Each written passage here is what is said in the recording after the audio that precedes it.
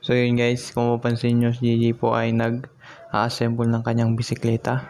Ayan po, nakasabit sa kawayan. Yung kawayan mukhang mababali na. So lapitan po natin siya. Nakabit niya na po dito yung bandang steering wheel. Ayan.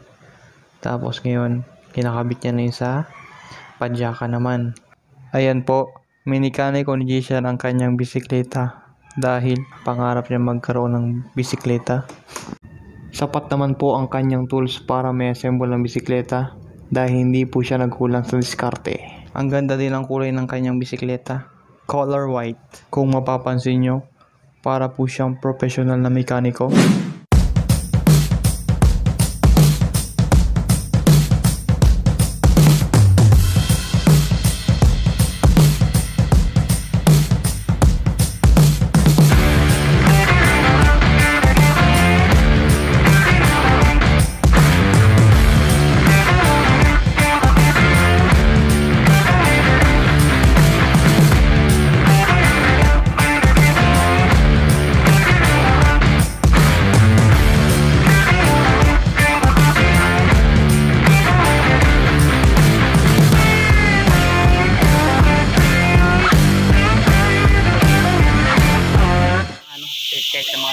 Sa mga siklista. Kasi alam yan eh. Di ba isa lang? Diba fixie na pwede ka mag-change gear. Sunod ako Change gear. Sunod na mag-upgrade ng crankset. Crankset. Cricket. Ano ba talaga? Cricket. Crankset. Ayaw mong kalaban ng Ninja Turtles.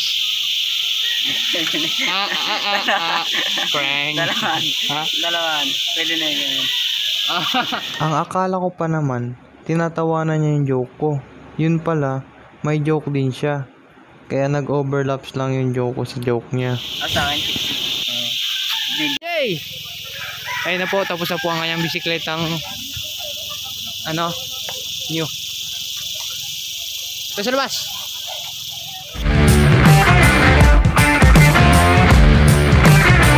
Ito po guys, ang kanyang bisikleta.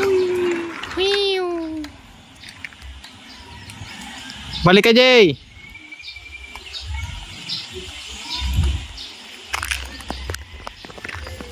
Balik ka, Jay!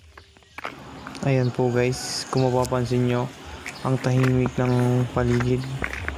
Marinig nyo lang po ang huni ng ibon. So kung titingin po tayo dito, maganda po ang panahon, maulap. Napakaganda naman ito. At ang stable naman po ng camera. So pupuntahan po natin si JJ. Dahil hindi po siya bumalik, sinabihan kong bumalik, puntahan na lang po natin.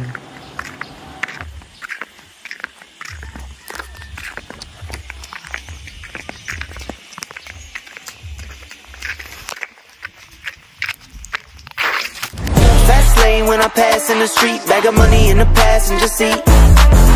Simcoe's been asking for me on the road from the west to the east. Way up, I might never come down, cause the coast racking up the flight miles. So high, I might never come down, so what, this is my lifestyle. Been asking for me on the road from the west to the east. Way up, I might never come down, cause the coast racking up the flight miles. So high, I might never come down, so what, this is my lifestyle.